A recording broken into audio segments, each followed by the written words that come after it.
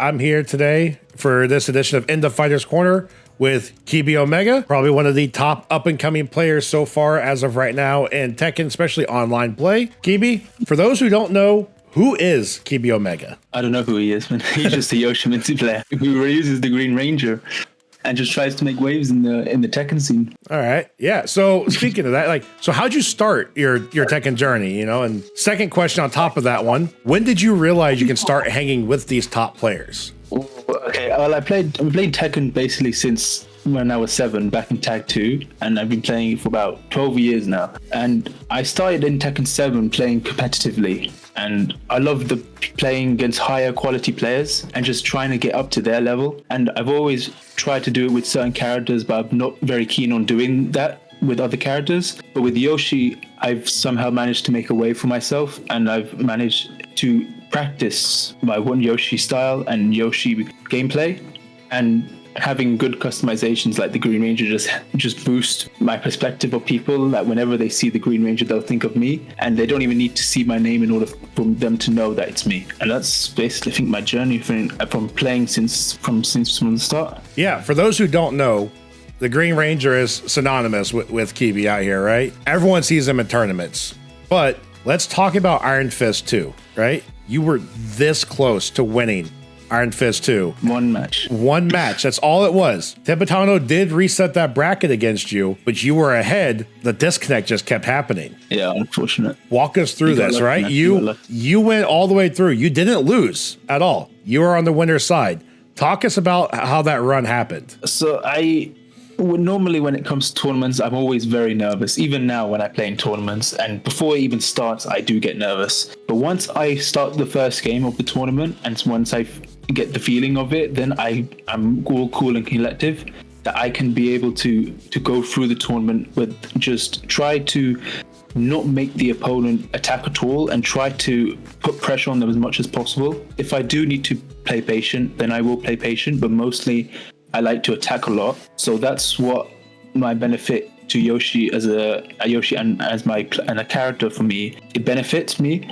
So in that tournament specifically against certain players like Oracle, who I played in the winners finals, I believe, and in that match, I think I 3-0'd him in that match. I can't remember, but it was because I kept a cool head and didn't think of his name, and mostly just played how I played and just tried to outsmart him as much as I can, and it managed to work out for me. And then in the grand finals, it was a really stressful match. I think 2-0 down in the first set, and then managed to come back to the final round. It got unlucky in the last round, so it was a reset. And now, due to connection issues, I managed to close out the rounds in this set, but I wasn't able to continue because of my disconnection and just because my internet was failing at the time.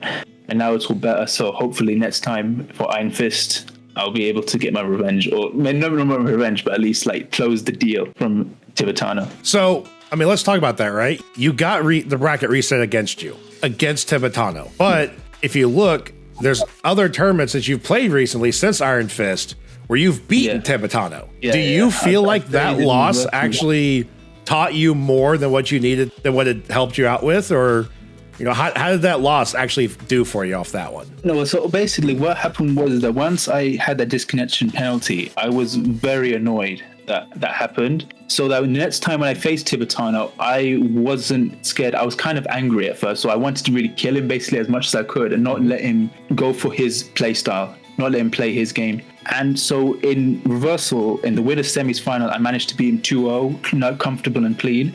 And then he came back from a losing perspective all the way to the grand final, which I managed to face him with both his Claudio and his Asuka they played. I just managed to get the download and make sure that he just does not get his game on. Because when he starts attacking, from what I've seen from other tournaments, that's when he's the most strongest. And you don't really want him to attack. So, let's talk about that, right? You had a game plan going into Iron Fist 2.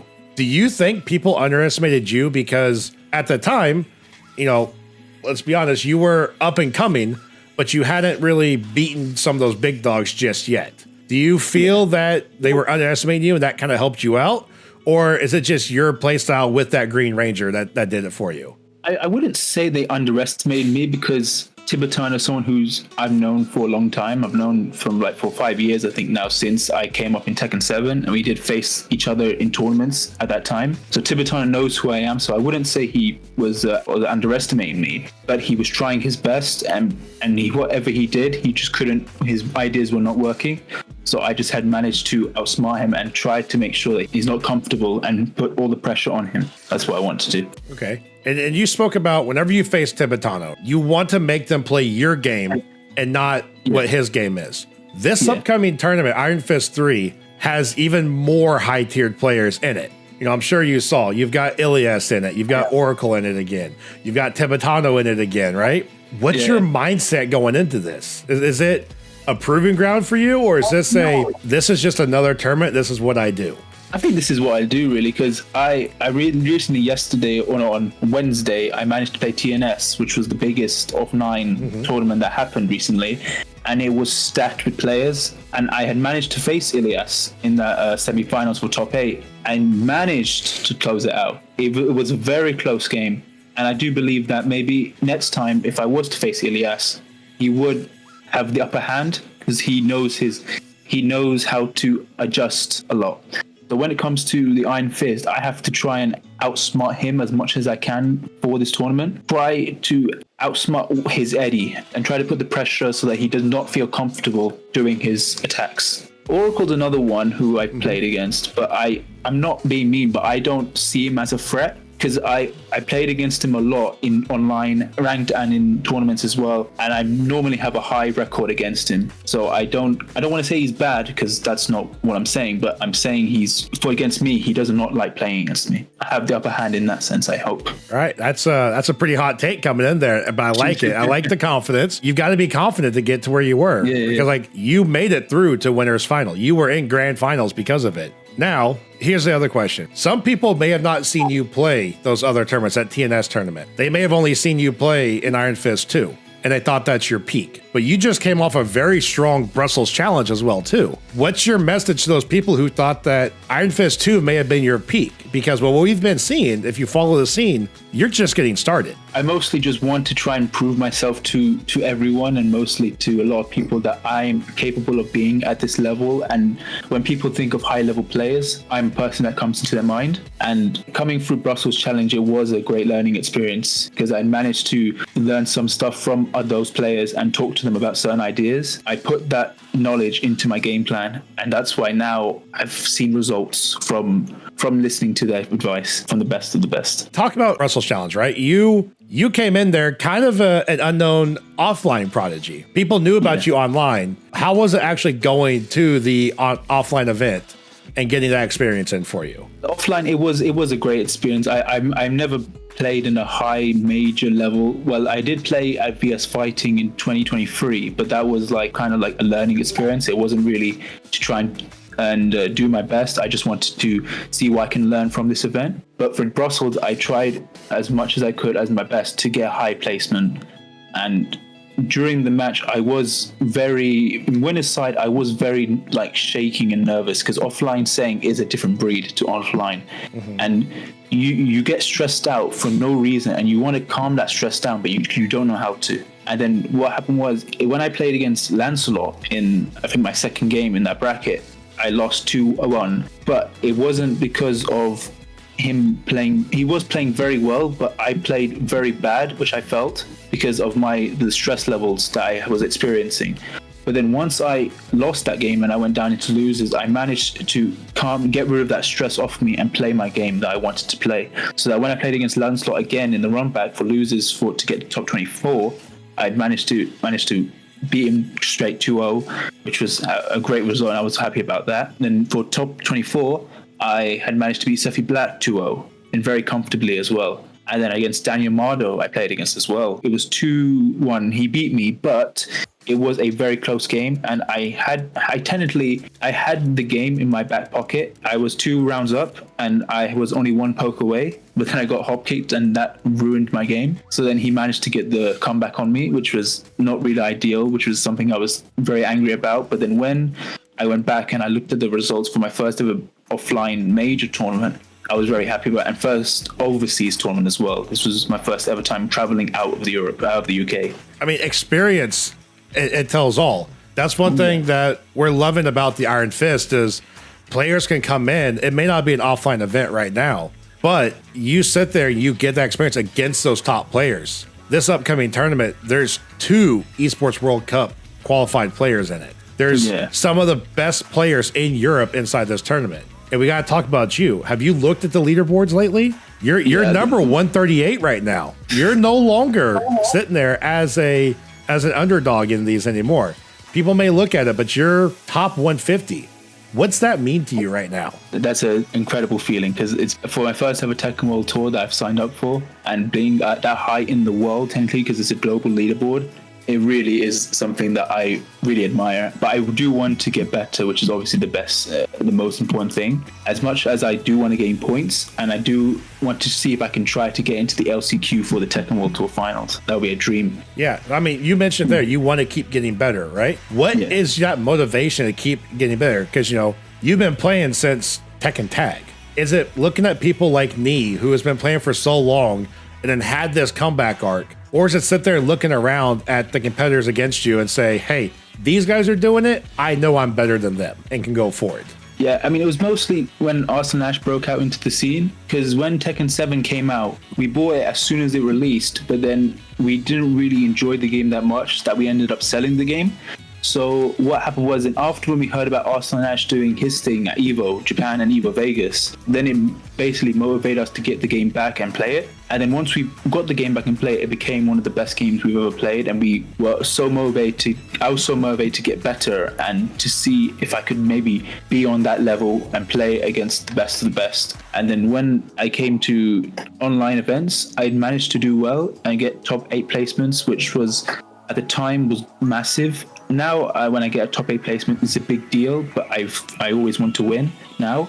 Back then, it was just a learning experience. So now I basically want to see if I can push my limits and push the skill level higher and get and play against not just the best, but also be one of the best as well. I mean, let's talk about these victories, right? You won the tournament against Tibetano already, but Iron Fist 3 has some insane players in it. What would winning Iron Fist 3 actually mean to you? It would mean the most, man. It would mean a lot, because if I could do that against those players, then I believe that I can beat anyone in whoever comes in my path. I don't need to worry if he's from Korea, Pakistan, Japan, even if it's from Saudi Arabia, UK, wherever they're from.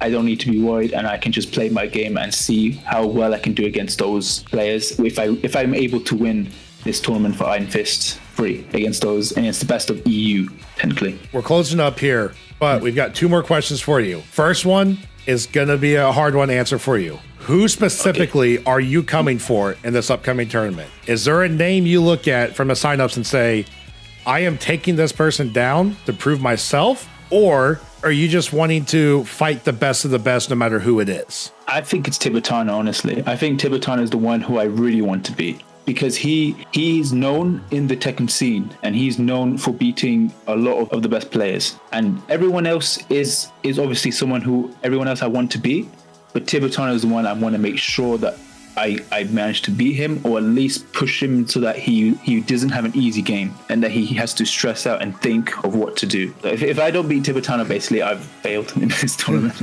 Understandable. Hey, you've got to challenge yourself where you can. Final question for you.